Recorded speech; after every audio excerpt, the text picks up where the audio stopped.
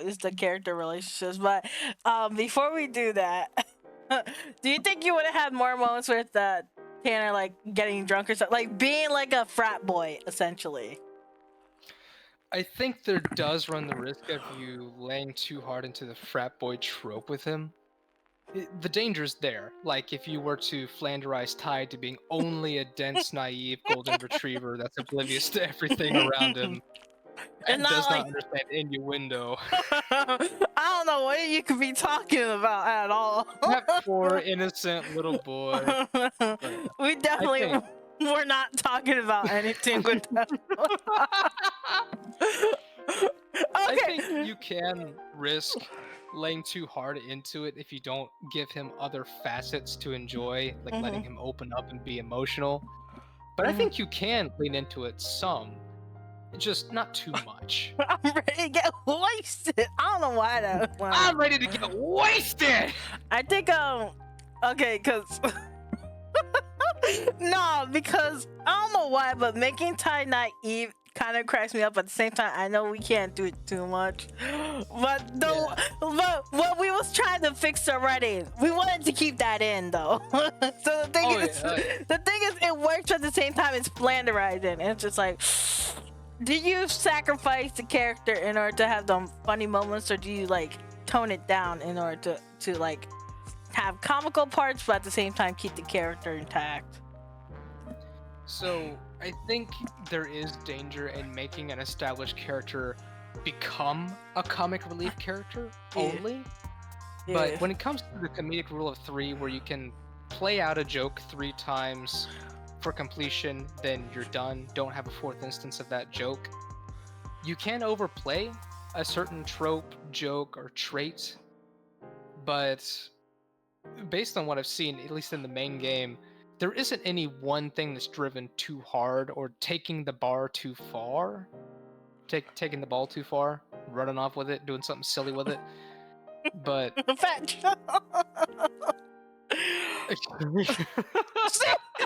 that's the thing. It's funny though. It's like we don't want to take it too far, but it's kind of funny at the same time. So it's just So it's just like, how do you keep that balance though?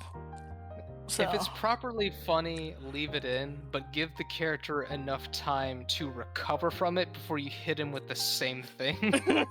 Yeah, that's what I was thinking. It's like, maybe it's because enough time it hasn't passed, but it... When the mood is correct, play into it. Yeah. When it needs to be drawn back, draw it back. Yeah.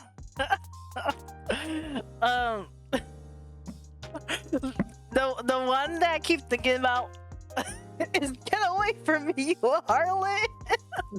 Get away from me, you harlot! I am a child of God! Why was that one something you wanted to voice so bad? Like, cause it was something I just thought of at the moment, but like, it's something that is like, sticks out to us. So like, why do you think that sticks out to you a lot? I think it's just because it was, I just got home from work and you sent me, I think 2 or 3 lines to record. I don't remember what the purpose was. I think it was just to have them. So I thought, all right, I got in the booth. Get away from you, harlot! And it ended up getting used in the character trailer for the character. So it's a line that's not in the main game that got used in a character trailer, and that just strikes me as so freaking funny. Because it doesn't feel like it belongs in Tanner's character much at all. It's just there. It sounds like it came from another project that was just used in the trailer because it was my voice. I find that so funny. Now, my friends, I sent them the MP3 of that recording with no context, and they made it a soundboard file in our Discord server. So I'll join. I just hear, "Get away from me, you harlots!" They keep spamming it. I love it. How do you even know you can make a soundboard for one? So like, is it like the moment you come in, it automatically plays, or they have to play it themselves? So they have to manually play the sound, but one of them has Nitro, where you can play a sound upon your entrance. So it's either "I am the storm that is approaching" from Bury the Light from Devil May Cry 5, or it's "Get away from you, harlots," and he changes it depending on his mood. Just get away from me, you harlot! Do you ever plan on telling your friends that it's from a game? I do. I think when we get through the beta stage and most of the bugs get fleshed out, we fix all the crashes and we get all the voices in game, I would love to present it to them and be like, hey, buddy, you like Otomes? I got this sweet game for you, man. You're gonna like it, I swear. I promise it's good. You're gonna love it. Someone I know made this. It's good. Just trust me, bro. Trust me. Trust me, bro. Not even tell them that I'm in it. If they get to Damien's route, they'll hear me as the Hibachi gunman first. It's like, wait a minute, Clark, is that you? No. No. No. Heck yeah! Yeah. Then they'll actually have a face to put it in with the character. Like, get Why away. I haven't used Tanner as my profile picture yet on Discord is because I'm waiting for that reveal before I use it. They're just like, who's this character? Nobody. Nobody. Oh my goodness. Do you think there's a moment in the game that was funny that wasn't meant to be funny, but it is? A moment that was funny that's not meant to be funny, but it is.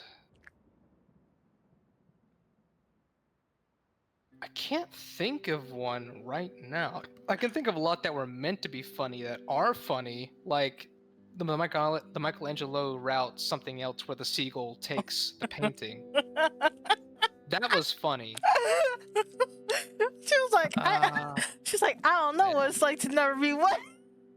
Yeah. I was just like, oh, it was so cringy to actually hear that. I was just like, why did I put that? Jeez. Yeah, it was a little goofy. Michelangelo's like, oh my god. I don't know if the intention was funny, but the arcade owner just like, what happened here? Oh, it's Layla. Never mind then. Yeah, Oh, just because Layla broke the machine, it's fine? that was like, she gets a pass at everything, honestly. Yeah. She gets a pass at everything. She walks into the bar, she gets to break the Dance Dance Revolution machine. We didn't get to do a third train game. We didn't get to do a third one for her though. Yeah, we didn't get that comedic rule of 3 where she gets a pass somewhere else. Yeah, but she did the helicopter. She did. I remember. Yeah. Chives. Yo, Layla, catch! I did so many takes of that. You're like, I really want to do this justice. Layla, catch. I want to do this justice, and I gave about 15 takes with a whole bunch of different energies for it, and I think the first one got used. They're like, I don't want to listen to all of these. That is a danger that I find myself in, is that there are so many ways that I feel like this scene could go, so I want to accommodate every way that I could see this going, so I'll give about 15 to 20 takes with so many different deliveries. You pick the one that works best for you, and they'll just use the first one. That's basically the warm-up take. Like, dang it! Like, I should never use the first one. We're like, never mind.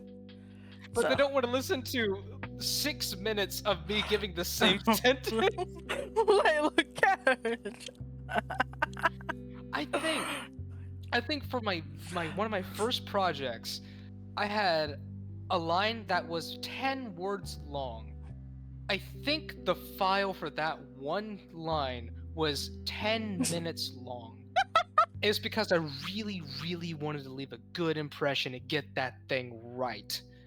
And they used the first take. They're like, I'm not doing all this extra work. Now I get it. I completely understand. But I was just, let me just put my best foot forward and do the best that I can with this one line that I've been given as an extra. It's gonna be great.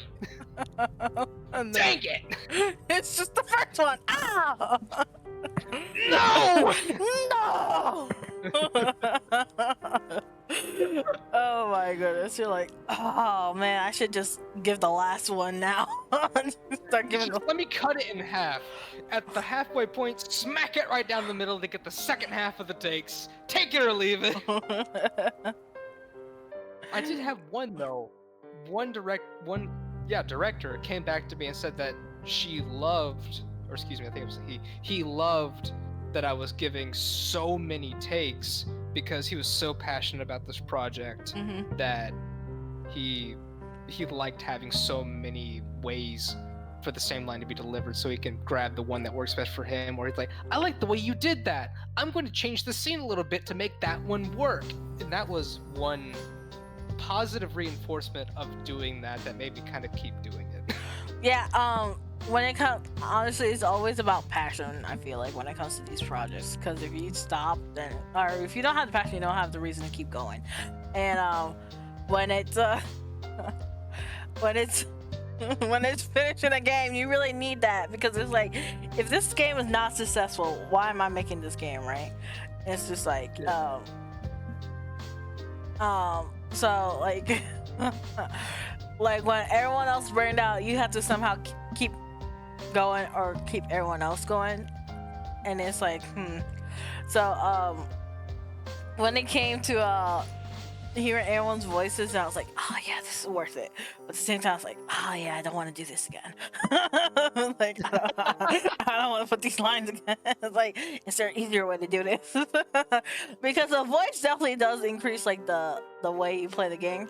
And also when people were playing the game, it was so funny, there's a bug in Damien's where he's like, passion, the desire, the burning, something, and he says it twice. They're like, oh, he really wants you to know about passion. Yeah, I think I remember that bug. That was very early on. They're like, huh, he really wants us to know about passion. I was just like, yes, totally not because it's a bug. The passion. Oh yeah. The Hibachi Gunman is, I gave all of his lines in a single recording so that it could be picked apart instead of doing each line with 15 takes.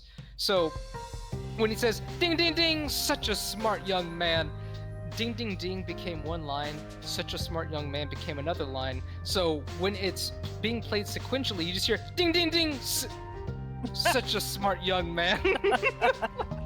You get that at the end of ding ding ding. It's so funny. He was like, wait, what was I gonna say? Oh, such a smart young man. He's like, I think I spoke a little too fast for it to be used by its intended purpose, but I did retakes for it. They've been handed in. Maybe we'll see the retakes used. I don't know. Bro, if you know someone who wants to do the audio, then by all means, syncing up the audio. That's just literally it. It's like, if you know someone who wants to do the audio, yo, let's go. But other than that, we're tired. Unfortunately, that's not one of my very few talents. What is antidote? What is your favorite moment? Not like a funny reason. I guess it could be funny, but like your favorite moment in the game overall, because we played most of the routes. Favorite moment overall. Oh goodness, there are a lot of really good ones to choose. I want to say